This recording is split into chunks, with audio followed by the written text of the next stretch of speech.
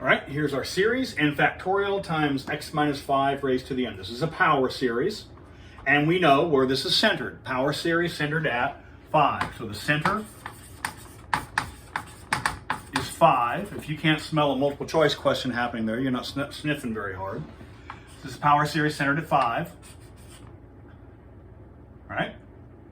And so we know it converges at 5. The question is what happens at other places. So we're going to assume we're not equal to 5. Pretty soon we're going to be dividing by this thing pretty soon. We need to make sure it's not equal to 0. So how do you find out where a power series converges? Well, it's got an exponential. This is the ratio test. So to determine the convergence of a power series, use the ratio test. All right. So what do we have here? We have limit n goes to infinity, absolute value. I want the n plus first term. Notice there is no complex fraction. There is no complex fraction here. It's just n plus 1 factorial. And then we have x minus 5 to the n plus 1. And in the denominator, we just have copy paste. N factorial x minus 5 to the n. All right? Now let's do some simplifying here. What do we have here? Let's see. N plus 1 factorial. N factorial. So notice, remember, this is, I'll go ahead and show my work one time. This is n plus 1 times n factorial.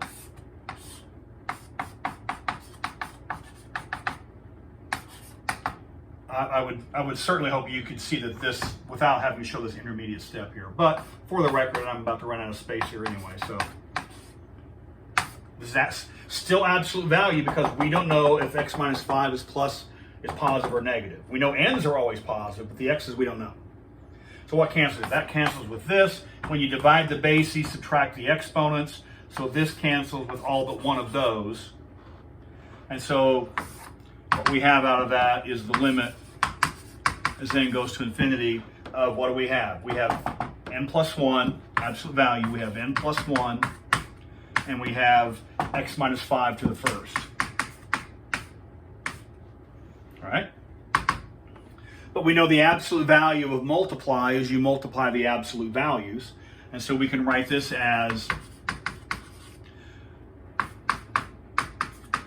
x minus 5. But notice the n plus 1 does not need the absolute value because n is never negative. So n plus 1 is never negative, and so you don't need, it's not wrong to have them, but you don't need them here. And now we do the same thing as we did before. What is the variable of this limit?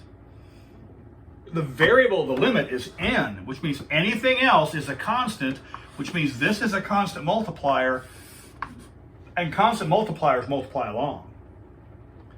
So the expression involving x almost always is going to be able to factor out. But when you do, it must remain in absolute value. It doesn't come into play in this problem. It didn't come into play in the previous problem, but it can come into play. So this absolute value is still here. This one you don't need. This is the limit n goes to infinity, n plus 1. Well, we know that goes off to infinity, right? And so this is absolute n minus 5 times infinity. And this is now infinity arithmetic. Now notice, any finite number times infinity is infinity. The only time that doesn't is either positive or negative infinity. And in fact, this is always positive because of absolute value. And so any value multiplied by infinity is infinity except 0. But we know this is not equal to 0 because we've made our little assumption up here. That's why this is a key step of the process. We know where the center is. We assume x is not the center value. And so any non-zero times infinity is infinity. So we applied the ratio test, and our result was infinity.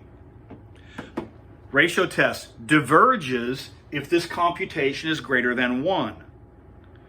Well, I don't know all the mathematics in the world, but I know infinity is bigger than 1. So this is not less than 1. Therefore, this diverges